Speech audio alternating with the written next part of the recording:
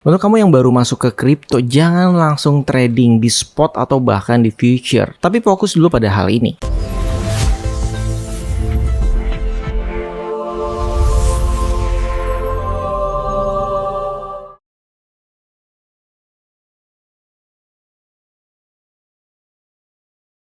Hai Trader Universe, oke, di video sebelumnya kita sudah buat panduan secara urut ya untuk kamu yang baru belajar kripto. Jadi walaupun kamu belajar kripto itu bukan berarti langsung mempelajari kriptonya. Kamu harus tahu pondasi kamu nih sudah sampai di mana tahapannya. Jadi ini sudah kita jelaskan di video sebelumnya ya. Kamu yang sekarang mungkin masih pas-pasan atau bahkan masih minus ya keuangan bulanannya. Nah artinya kalau kamu masih minus atau pas-pasan, jangan masuk ke trading kripto atau trading apapun. Itu bukan cara cepat untuk kamu menjadi kaya dan keluar dari yang namanya masalah finansial. Enggak gitu caranya ya. Oke, jadi di sini pertama kamu fokus dulu mulai menaikkan leverage diri kamu sendiri. Untuk kamu yang masih asing dengan bahasa leverage, ya intinya meningkatkan kualitas diri kamu dulu. Dari skillnya, dari pengetahuannya. Intinya kamu meningkatkan value yang ada pada diri kamu.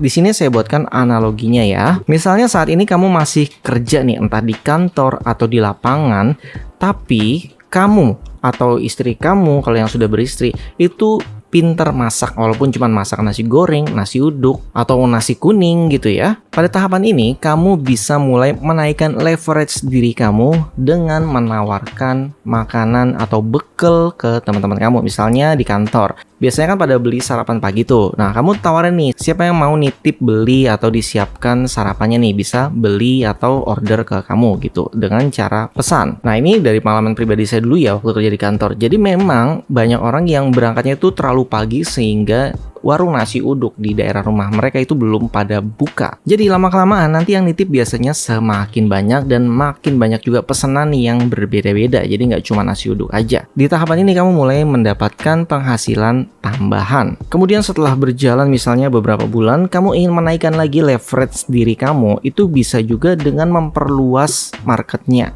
Ya paling mudah kamu pasang aja dulu di status WhatsApp. Mungkin yang tadinya teman kantor nggak akrab gitu tapi nyimpen kontak kamu, jadi bisa order kamu juga, termasuk tetangga di sekitar yang berangkat pagi nggak sempat bikin sarapan bisa order ke kamu juga. Artinya di sini market kamu sudah mulai naik nih, leverage kamu juga semakin bertumbuh. Kalau kamu sudah sampai tahapan itu, kamu mulai belajar lagi naikin leverage kamu dengan cara networking. Karena di tahapan ini yang tadinya kamu mungkin nggak kenal dekat dengan orang itu mulai kenal, kemudian mulai bertambah orang-orang baru yang nitip juga makin banyak. Kamu juga harus bisa memanfaatkan networking ini. Karena pada tahapan ini kamu pasti berinteraksi dengan banyak orang baru. Di sisi lain, kamu juga sambil mengembangkan bisnis kamu yang masih kecil-kecilan. Seharusnya di sini kamu sudah mulai nih ada penghasilan yang bisa menutupi kekurangan bulanan kamu. Atau bahkan kalau ternyata hasilnya lebih banyak, kamu mungkin bisa memperkerjakan orang untuk bikin masakannya dalam skala besar gitu ya. Udah mulai ngegaji orang nih. Nah, kalau udah di tahapan ini yang perlu kamu lakukan adalah menabung.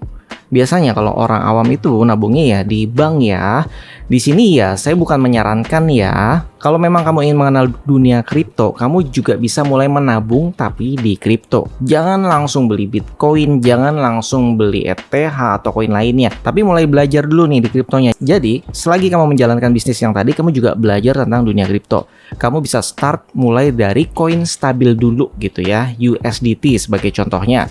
Kamu menabungnya dalam bentuk USDT, jadi rupiah melemah ya tetap ya, USDT kamu akan naik, nilai tabungan kamu akan naik. Walaupun seperti sekarang saat buat video, rupiah mencapai ATH 17.000, kamu nggak usah takut nilai rupiah kamu melemah. Justru kamu nyimpennya di USDT ya malah makin naik kan value-nya. Terus kamu juga bisa staking atau earn sehingga tabungan kamu itu terus bertumbuh setiap harinya. Jadi ini yang harus kamu siapkan. Jangan terlena dengan pendapatan tambahan yang lebih, malah kamu tambah cicilan iPhone misalnya, terus kamu beli motor baru atau mau jadi cicilan mobil. Jangan dulu. Di sini kamu harus sabar ngumpulin modalnya. Karena kenapa? Di sini kita sedang menunggu momentum. Kan tadi kita sudah belajar tentang bisnis ya, yang kecil-kecilan tadi, terus kemudian berkembang semakin besar. Terus jaringan networking kamu juga semakin luas. Di saat kamu dapat momentum, tiba-tiba ya ada rezeki, ada orang yang yang mungkin dapat tender gitu ya, MBG gitu. Tiba-tiba kamu diajak gabung nih oleh mereka. Misalnya kamu disuruh handle 3.000 porsi makanan nih untuk beberapa sekolahan nih.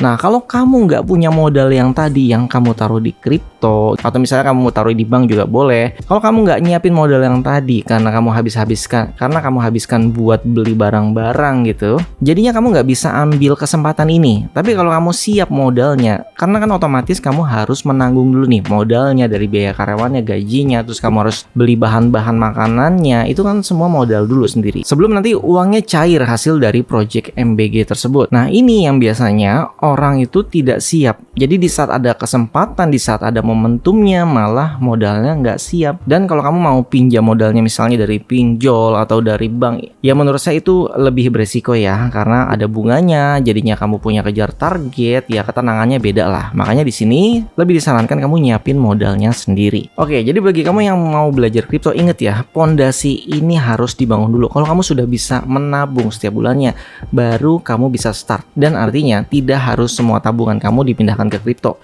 Tetap harus ada manajemen money-nya. Dan ini akan kita bahas di video selanjutnya. Kalau video ini menambah wawasan kalian, jangan lupa subscribe dan like.